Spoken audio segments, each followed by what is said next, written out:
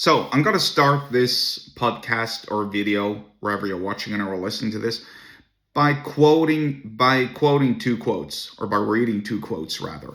The first is an excerpt from an accountant X named Massimo at Rainmaker in 1973, excuse me. Highly recommend you check it out. Very, very insightful and valuable information there, just about anything, but especially from a scientific perspective. Anyway, so this Massimo posted about a month or so ago the following, or this is an excerpt from the post that he posted about a month ago. Your thoughts literally reshape your brain. What you repeatedly focus on doesn't just linger in your mind. It physically changes its structure by intentionally directing your attention toward the positive, You begin forging and strengthening neural pathways that make it easier to notice and appreciate more good things. Think about that.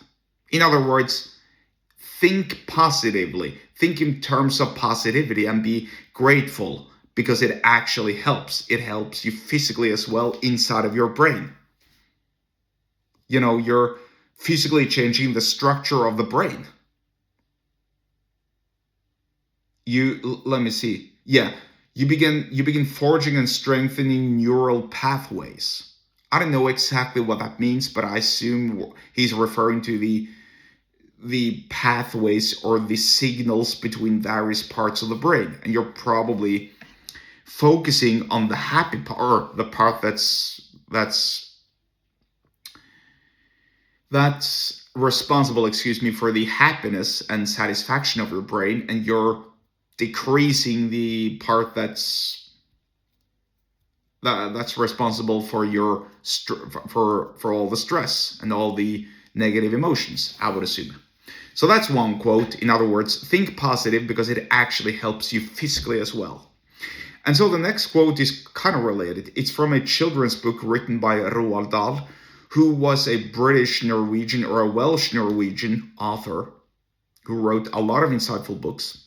Actually, highly recommend you read through them, especially the children's books, because they're actually filled with lots and lots of great lessons. Here's one of them. So this is from a book named The Twits, and this is the excerpt. If a person has ugly thoughts, it begins to show on the face. And when that person has ugly thoughts every day, every week, every year, the face gets uglier and uglier until it gets so ugly you can hardly bear to look at it. A person who has good thoughts cannot ever be ugly. You can have a wonky nose and a crooked mouth and a double chin and stick out teeth. But if you have good thoughts, they will shine out of your face like sunbeams, and you will always look lovely. And then it's pretty funny actually, because below each quote, or this quote is written in paragraphs. First, it's the paragraph about the ugly thoughts, and below the ugly thoughts paragraph, there is a drawing of a woman who looks normal, but who looks a little bit angry or depressed or sad, whatever. And you can see gradually how she develops into getting uglier and uglier and uglier and uglier until she resembles that of a witch or a hag, because she has these nasty thoughts. And then below the paragraph about being lovely with a double chin and stick out teeth, there's like this large woman, this fat woman with a huge double chin with, I'm going to see if you can't see, I'm trying to make the face of stick out teeth. It looks like this, with a crooked mouth and like a wonky nose. And she's happy and she's smiling. And the point is simply this. Because she's happy and she's thinking happy thoughts, she cannot ever be ugly. She's lovely. Yes, she has deficits, right? Which, you would otherwise think that would make her look less attractive. But because she thinks in terms of positivity, probably reinforced by the other quote that I told you about these neural pathways being strengthened, and by the brain changing its physical shape, she looks lovely. And I think there's some truth to that, actually. I think that if you think in terms of positivity, not only will your brain change, but actually your face and your appearance more so. I mean, if I start thinking positive thoughts every single day, I don't think that this double chin is going to disappear. Regrettably, I've had it my whole life. It's not going to disappear. And I'm nearsighted, so I need to use glasses. It's not like this. These eyes are going to magically,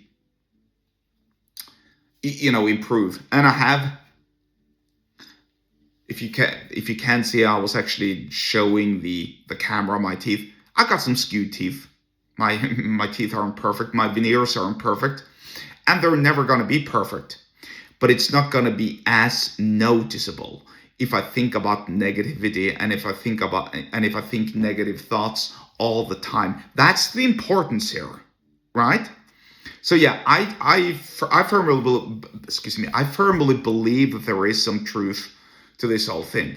And this just goes to show you the power of persuasion and about sales.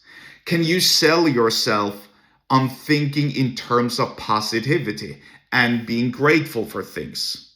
That doesn't mean that you should accept everything, of course. You shouldn't accept people being a dick to you. But you should be grateful that, oh well, at the very least, this person showed who he or she really is. Now I don't have to spend any more time with them. Or if an inconvenience happens to you. Oh, at the very least, now I know why this happened. Now I'm going to go back and analyze what happened. And then I'm going to make sure that it doesn't ever happen again. Right? Stuff like that. And for that, I'm grateful because I learned something new today. If you just think in these little terms, it's amazing how your life is going to look like, really, and how much of a self-confidence and self-boost that's going to give you, and how much more energy you're going to get. This is actually what now the late great, if I may, Scott Adams taught me in in his latest book. What was it? Rewiring your brain or reframing your brain. I think it was reframing your brain. I don't know what it was, but he had plenty of these little tips and tricks in terms of thinking. They were highly, highly useful. They might sound, just obvious, and they are really obvious, but the obvious actually works. Just think about it. Just accept the obviousness, I guess, of these thought patterns, and then work on reframing and rewiring your brain, really. And you will probably reframe and rewire your whole appearance. And just think about it. All the happy, nice, lovely people in your life, they're really not ugly, if you think about it. They're never ugly. But all the miserable wretches that steal your energy, they sort of become ugly for no obvious reason, right? Whether it's the appearance or the lens that you're viewing them through or whatever it is. This is the wisdom of Roald Dahl and the twits, by the way.